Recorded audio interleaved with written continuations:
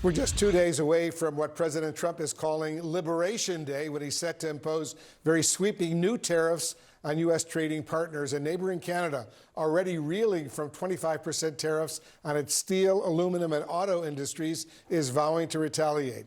Joining us now is Andrew Furey, the Premier of the Canadian province of Newfoundland and Labrador. Premier, thank you so much for joining us. First of all, how would you like to see Canada respond to yet another round of Trump tariffs?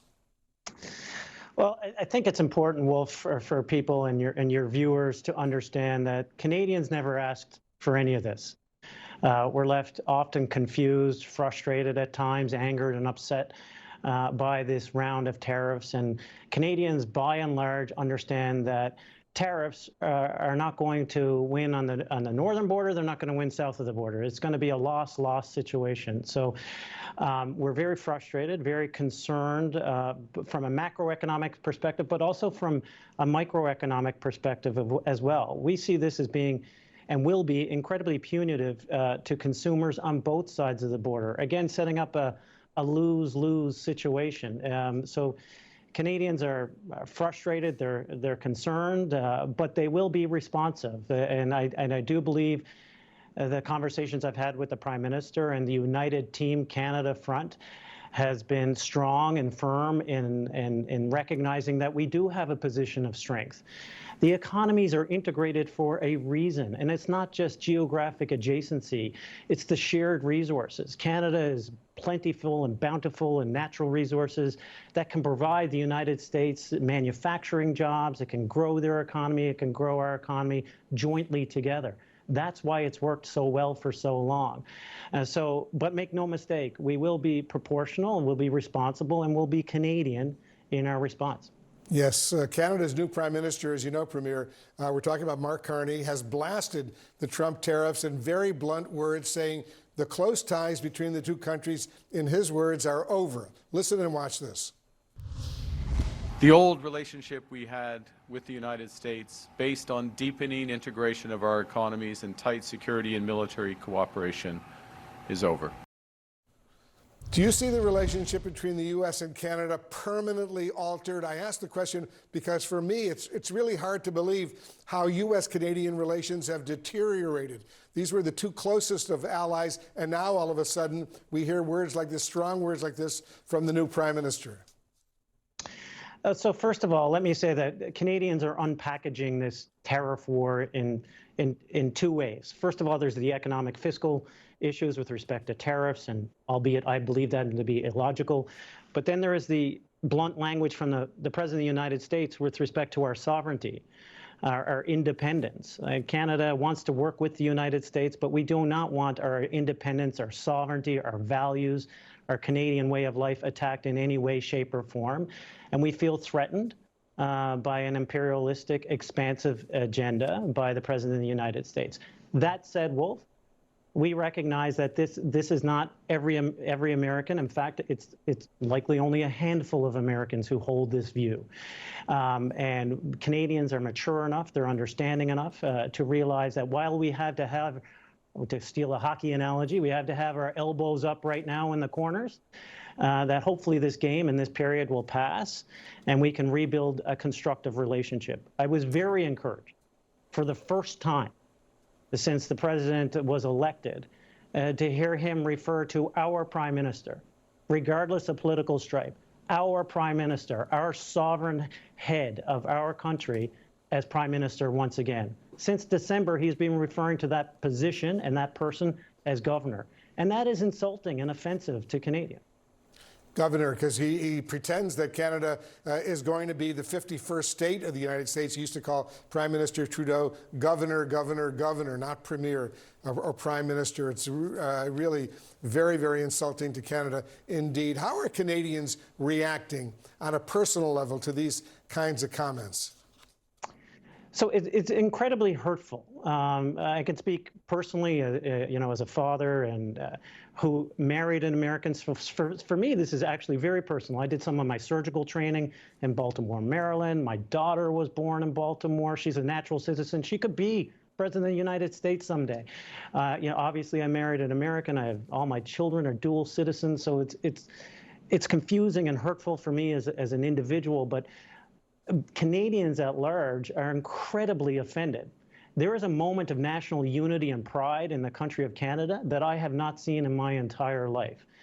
And I do think that we are worried about the rhetoric from the President of the United States. But make no mistake, the sovereignty of our independent, proud nation will never be jeopardized. What's confusing, Wolf, is that the relationship has been so strong. I mean, here in Newfoundland and Labrador, we welcomed 10,000 stranded passengers during 9/11. We've fought side by side in 2 world wars in Korea and Afghanistan, and would continue to kind of grow that relationship because it's built on shared values of democracy, of freedom, of independence, and of justice. And to see that being eroded is very troublesome to Canadians. Yeah. I've always considered Canada to be America's #1 closest NATO ally, and to see this relationship deteriorate as it has over these past few months is really depressing. And as a young boy growing up in Buffalo in Western New York on the border with Canada, I used to go to a lot of Buffalo Sabres hockey games, and before all of the games, not only did they play the U.S. national anthem, they played "O Canada," because almost all of the hockey players were Canadians. And I used to wonder, why are they playing "O Canada" in the United States? And that's what my dad and my friends always explained to me. Canada's a separate country, but so many of the players are Canadians, and we have to honor them. It was just something I grew up with in Buffalo. Yeah. It's the most important relationship in the world. It's an example how neighbors can work together, and that doesn't exist throughout the geopolitical context. It has been to date a beacon of hope, a beacon of democracy, the strength of our partnership in protecting not just North America, but the world. And I have to believe, Wolf, that we will get through this. And while Canadians are angered and offended, particularly by the attack on our sovereignty, confused and frustrated by the economic issues, but more concerned and by the attack on our independence, I have to believe that once this rhetoric settles, and once rational, logical, mature heads prevail, that the strong historic friendship between the United States and Canada can not only be resolved, but be strengthened. Global markets are on edge as US President Donald Trump plans to impose sweeping new tariffs Wednesday on America's trading partners. The president claims the levies are needed to strengthen the US economy, but analysts warn his so-called Liberation Day could amount to a major trade war escalation.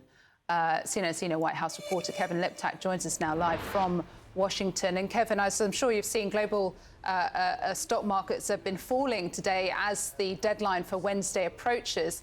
There were comments on Sunday from one of Trump's advisors saying that plans for reciprocal tariffs were still fluid. What more are you hearing about plans for this to go ahead on Wednesday as scheduled? Yeah, I think the watchword today is uncertainty. That's part of what's sending jitters through the financial markets, because even 2 days before this deadline that the president has set to apply these reciprocal tariffs, the scope and the parameters and the specifics of what exactly he's going to do remain unclear. And even behind the scenes, White House officials are still scrambling to finalize some of the details of what exactly the president will put into effect. Yesterday, we heard from the president on Air Force One as he was flying back here to Washington, and he said on the one hand that these tariff rates would be more generous than what many people have been expecting, but then on the other hand, he said that they would apply essentially to every country that does business with the United States. And, you know, dating back the last 6 weeks from the first time that the president identified this date, April 2nd, as the date for his reciprocal tariffs, you have heard a variety of different things. You have heard him say that potentially they will be more generous, easier, more welcome to a lot of these countries than what people have been expecting. But he has also said that these are necessary to realign American trade relationships, and that they will be what he says these dollar for dollar reciprocal tariffs. Essentially, if a country puts a tariff on an American good, he will put the same rate on imports from those countries. And so there is a huge amount of uncertainty about what exactly he will do. And it does appear as if at this moment there is this debate underway, whether he does the dollar for for dollar reciprocal tariffs that he's been talking about, or whether the White House applies a universal tariff, perhaps as high as 20%, on all imports into the United States, which would be simpler, but certainly would cause a lot of economic disruption around the globe. What White House officials hope is that this will bring in billions of dollars in new revenue. And we heard from Peter Navarro, who is one of the president's most hawkish trade advisors over the weekend, saying that this plan would bring in $6 trillion in revenue over the next decade, which is an enormous amount of money. If that is actually the math that the White House is looking at here, it would amount to the biggest tax hike since World War II. They hope that it could potentially offset some of the cost of the tax cuts that the president is hoping to put through later this year, but that would be an enormous amount of money. At the end of the day, no matter how these reciprocal tariffs are structured, economists say that Americans and the American consumer will end up bearing the brunt of the costs.